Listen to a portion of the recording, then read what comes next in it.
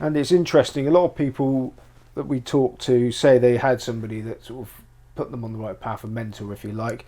Now, can you tell us a bit? You mentioned earlier that you sort of had one. Can you tell us a bit more? Yeah, the guy I met down Monmouth Green Dogs many years ago when I was almost a boy. I used to go down with my dad.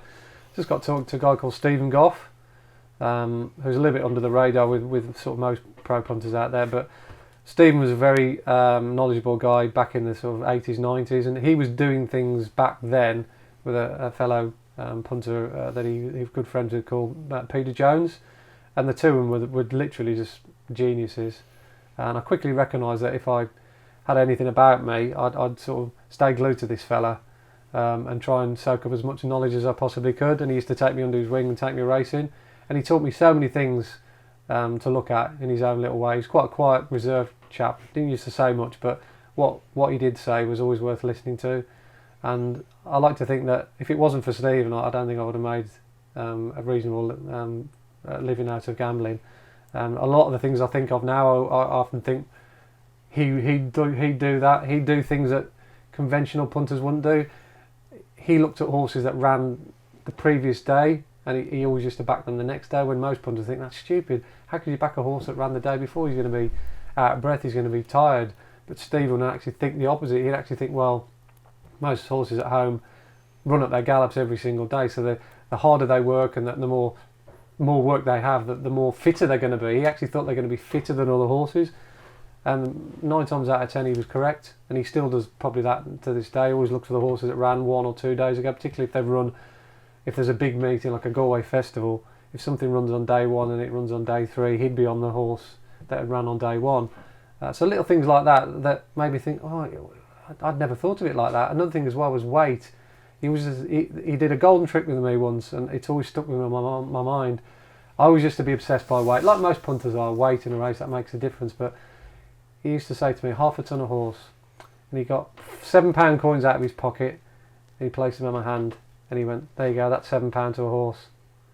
And I went away and thought, yeah, he's actually quite right. £7 to a horse, half a ton. How much would it take to slow them down? There's obviously certain horses are heavier than others, so how do we know whether some horse can cope with a weight rise and others not, because they're obviously physically stronger? And there's so many different aspects to finding a horse result without worrying about weight. So from that moment onwards, that's never been part of my psyche. I don't worry about weight.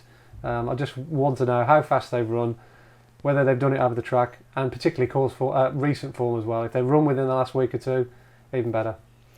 Now, I was asking around about you, and I was told that you're very professional, at being a professional. One particular occasion, you'd had a nice touch, 5 figures. The person I spoke to thought it was going to be a good night tonight in the bar. You were staying over. You had a pint, and then you went upstairs to study for the next day. So is a decent win just part of the job and something not to be celebrated? I think, yeah, it depends what you mean by celebrating. If we're going out into the sort of realms of carrying on till 2 or 3 o'clock in the morning and drinking champagne until it was coming out of our ears, those days are very few and far between. Unfortunately, with my commitments to the media and doing updating websites, I have a very sort of strict nature with myself. There's obviously got to be a cut-off point, because you've got to make sure that you're fresh in the morning. So yeah, I tend to sort of sip away on a pint, and that'd be my idea of celebrating. And because I know you're only as good as your last bets. People only remember what you've done yesterday. They don't remember, they're expecting it the next day. That's the thing, and you're expecting to do it as well as a kind of matter of course. You've got to keep your mind focused. You never want to get carried away. So you think, well, that day's gone. We're on to the next day. Let's forget about the winnings. You just deal with what's in front of you. So I am quite disciplined on that front. I know I've still got to get up at 7 in the morning. I've still got to write my column. I've still got to go through the process of trying to find winners the next day, whether it's for myself or for other people.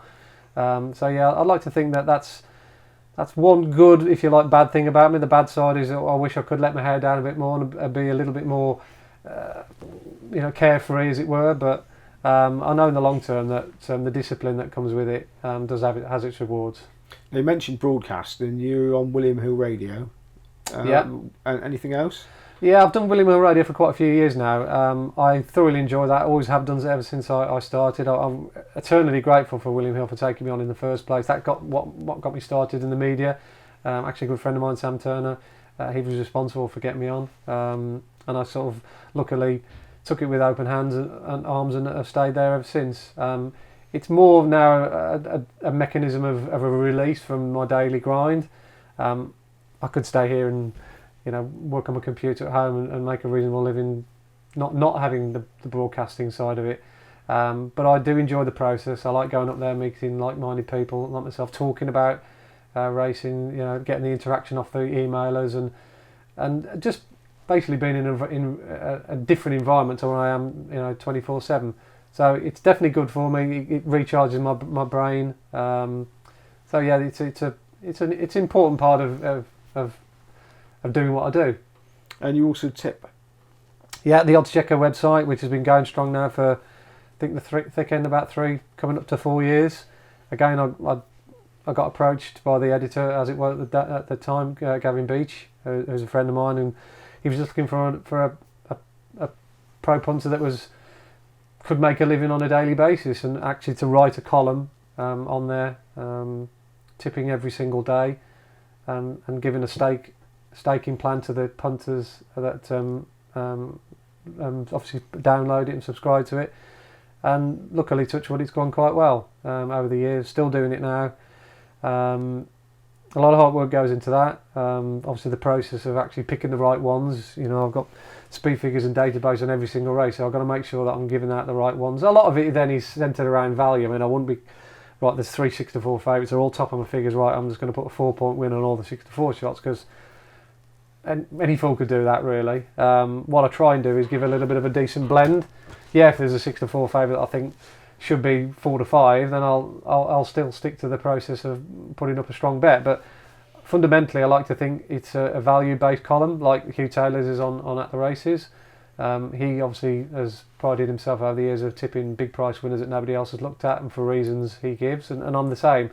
If I see a 50 to 1 shot there that I think, wow, this is way over odds based on my time figures, then that's what I try and do. So I like to think that I've given 1 or 2 nice winners along the way, and they've all been based around my actual numbers, which, like I say, are the core essence of what I do. Doesn't the fact that you're tipping good value horses then make them bad value?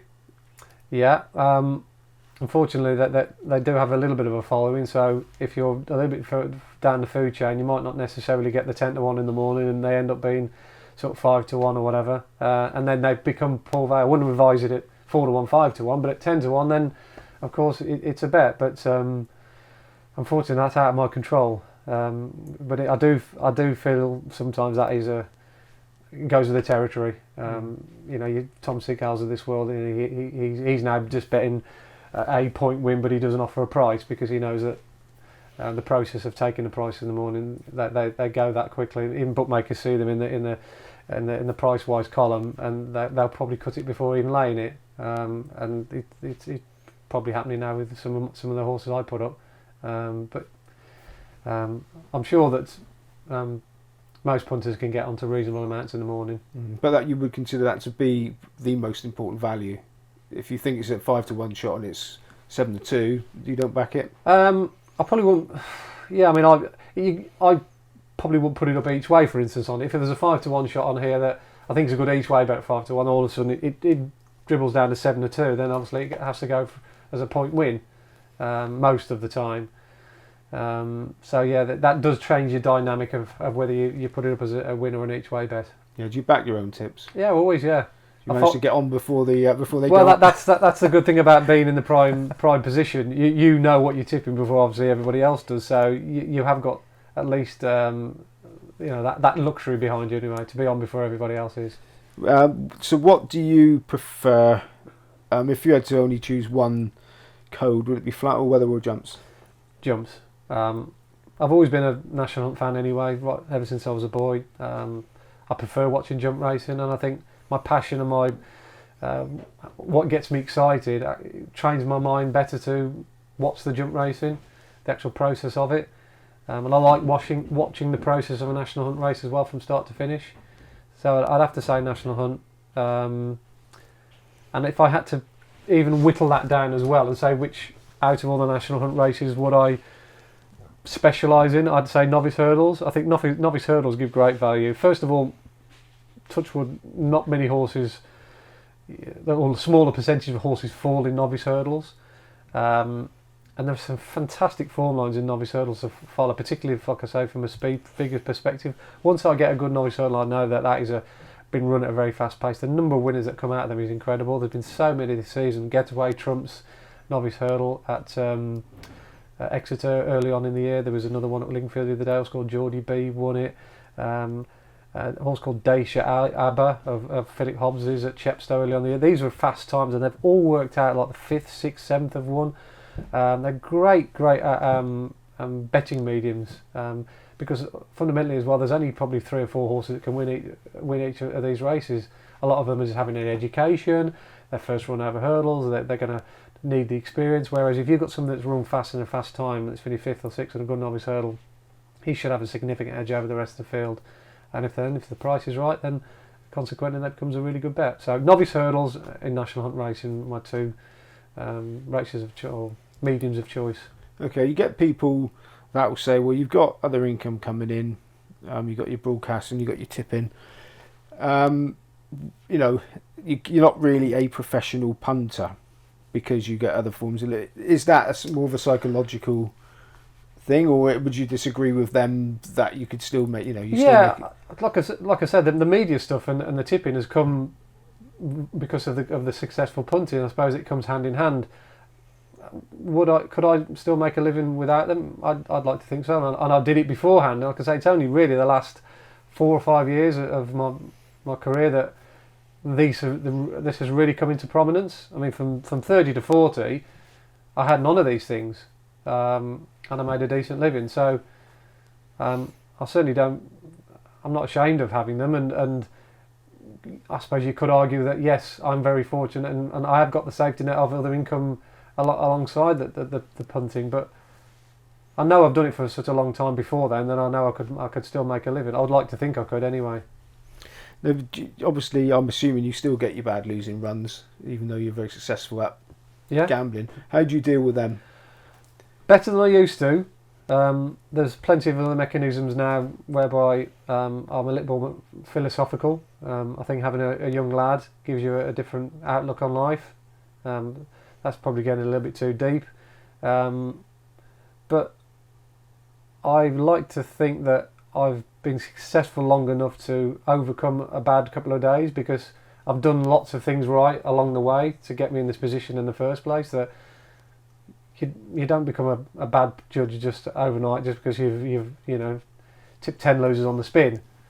You might have had a lot of bad luck in those 10 losers. You might have something that's fallen at the last, something that was out of your control, i.e. the jockey rode a bad race, or the ground change that you didn't know about. There was a heavy shower and you placed your bet in the morning, this horse didn't want soft ground, all of a sudden it rained. So there's lots of reasons why those horses might have run badly that are out of your control, but you kind of just look at the bare results and think, oh my God, he's tipped 10 losers on the spin, he's gone at the game, when that is probably not the truth. It's like a goal scorer, isn't it, that has gone 10 games without scoring a goal.